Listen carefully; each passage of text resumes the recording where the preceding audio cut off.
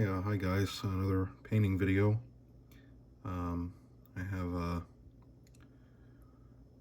two units, or well, one unit and one side project thing. So I've got the Crimean Tatars for my Ottoman um army for the Battle of Setsura and the Hotin campaign period. So this is a single pack, and then um, I bought this as like a single pack, and then I have the box set of Tatars that I still have to assemble. So actually, it's kind of anyway. Yeah, it's all that stuff in there. I still have to assemble that, but this is the first set. I did mostly reds and greens, and then the color was I picked for the unit was yellow. So in some of them I gave them yellow clothing. That's just something I've been doing on these fire and sword, or well, they're not all fire and sword. They're my Eastern Renaissance units, just to make sure when I organize them that I can quickly pick out what bases belong to what unit.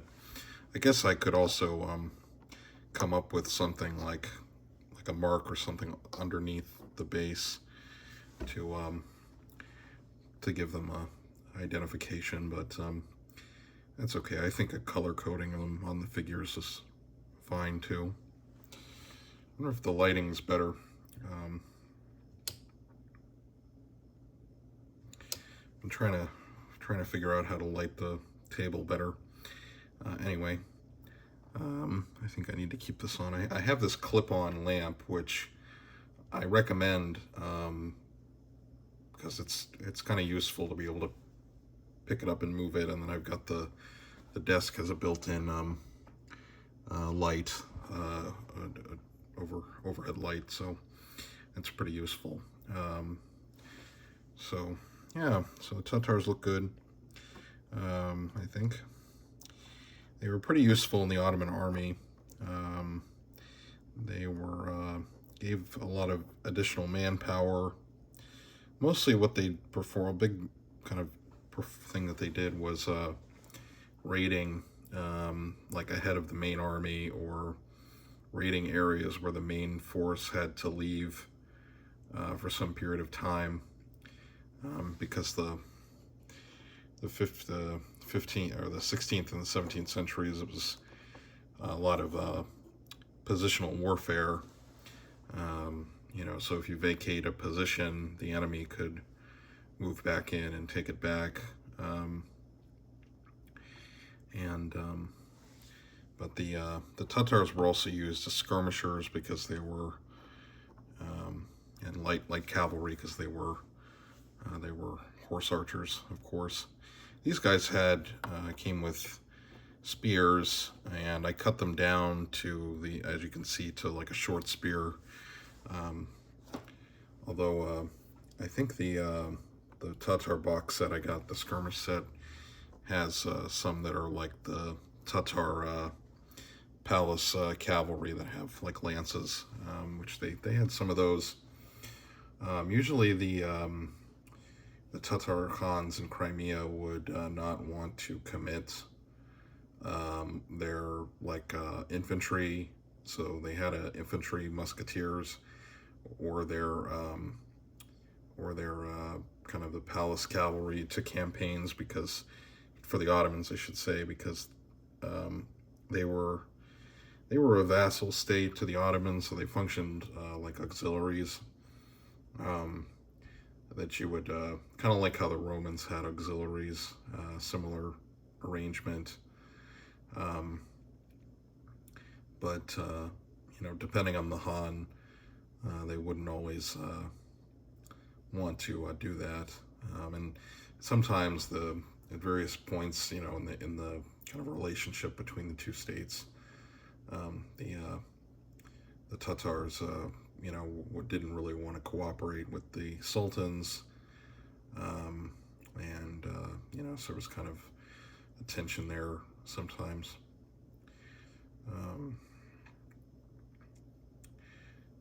I don't think there's any good general book on this kind of period of Crimean Tatar history.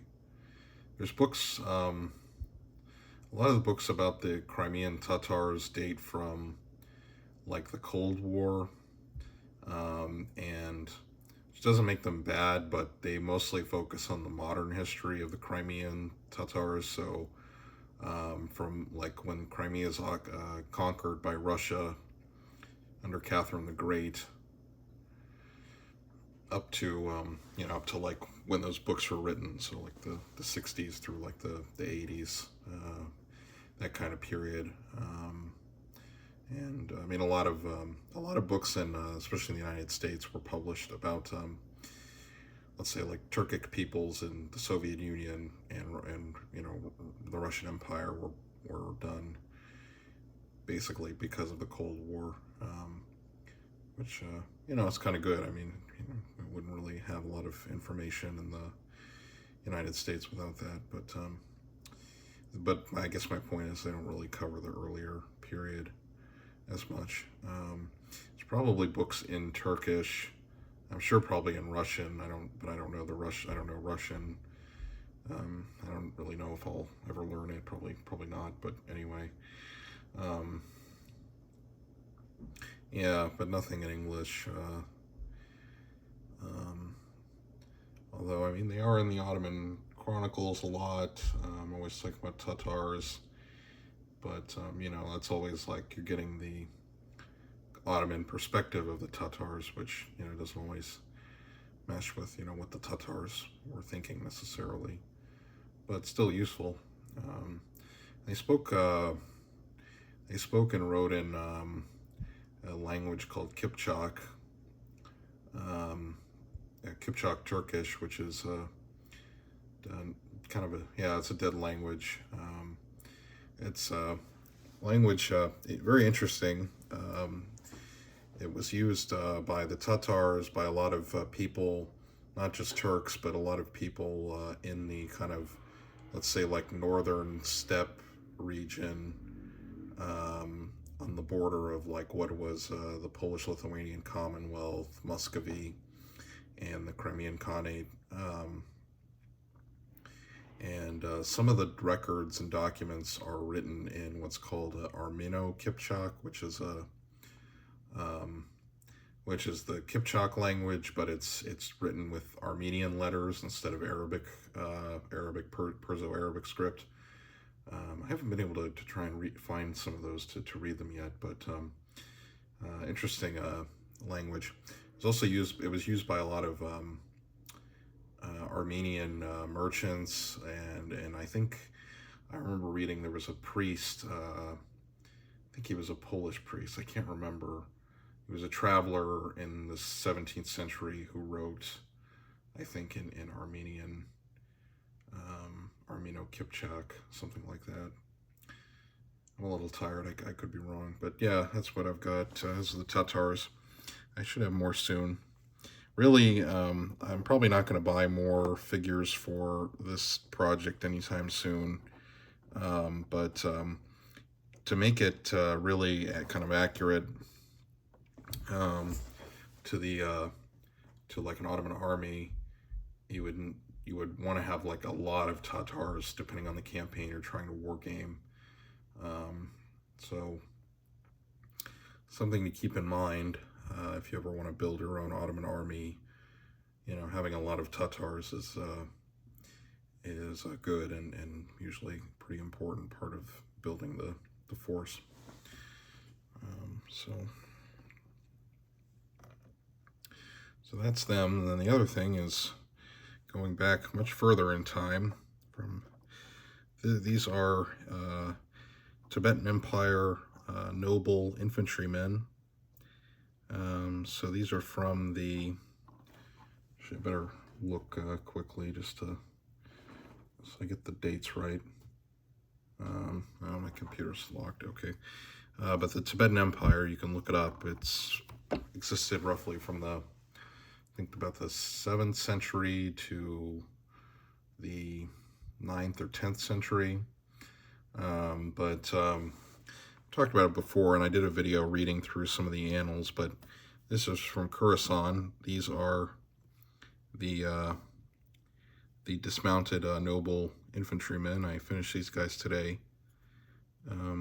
They're pretty easy to paint because they're mostly this lamellar and chainmail armor.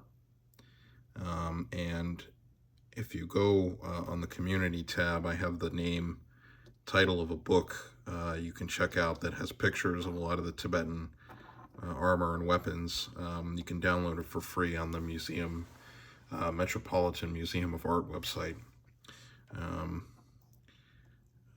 It's Warriors of the Himalayas, I think. Yeah, these guys are neat. I based them on one of these because I'm not really sure. This isn't like a full-blown army project right now.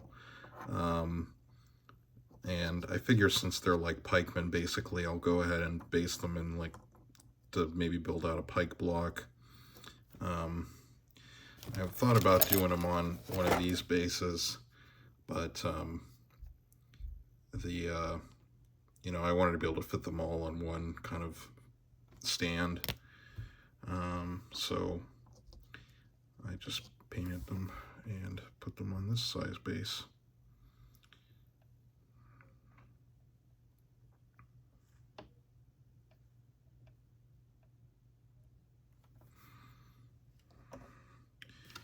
And then I also have this is the Emperor and the like the First Minister, I think. I'm not sure which is which. I gotta look at the Khurasan page again.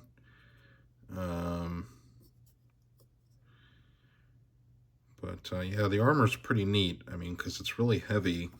You know, when I started reading, when I saw these on Khurasan, I was kind of surprised at how armored that these guys were. And then doing more research, I find that, yeah, a lot of the Tibetan soldiers were pretty heavily armored.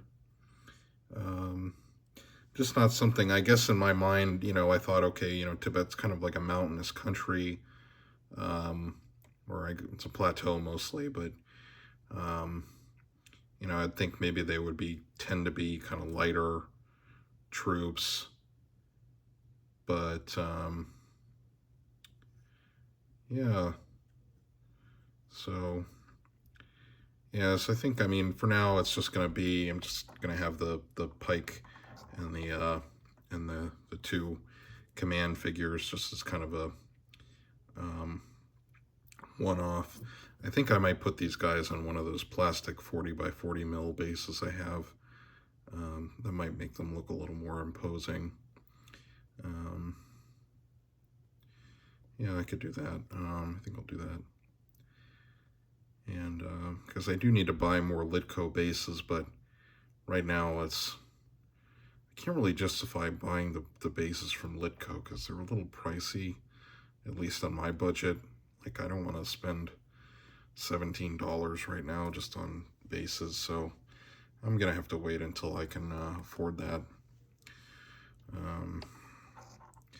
But yeah, I think this will be fun.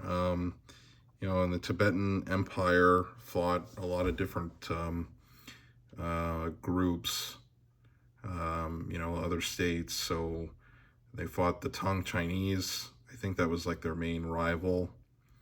But they also had dealings with the Turkish Khanate. I think that would have been the Göktürk Khanate at that time. The pre-Islamic Turkic Khanate, I think.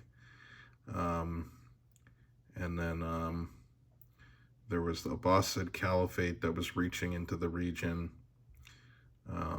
Yeah, so pretty interesting.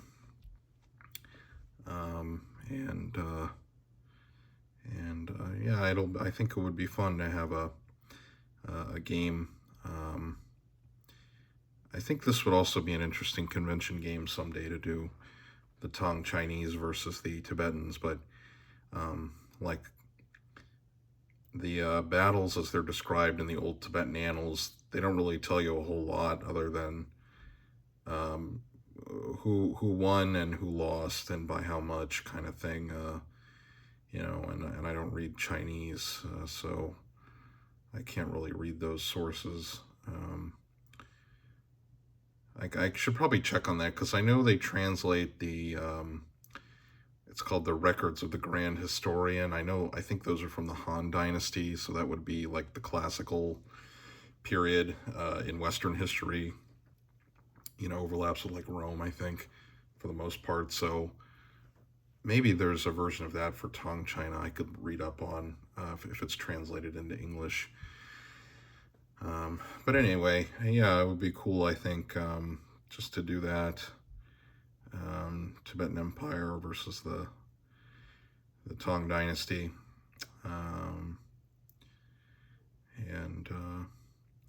And I should mention, if you want to look at the read up on this more, there's a translation of the old Tibetan annals. The author's name is Dotson, published in 2009, and it's a translation of the annals. This is the main chronicle of the Tibetan Empire, but like the first, I think, like over 100 pages of the book is like discussing the kind of structures of the Tibetan Empire and the and like the military institutions and things like that. So really interesting. And then the other book to read is the narrative history of the Tibetan Empire by a guy named Christopher Beckwith. So good book. All right, that's enough for me. I did a lot of talking about history on here, but I hope you at least found it to be informative, and I hope you guys liked it. And if you're still with me, I'll just do one last look at the figures, and yeah, and I'll talk to you guys in the next video. Thanks for watching.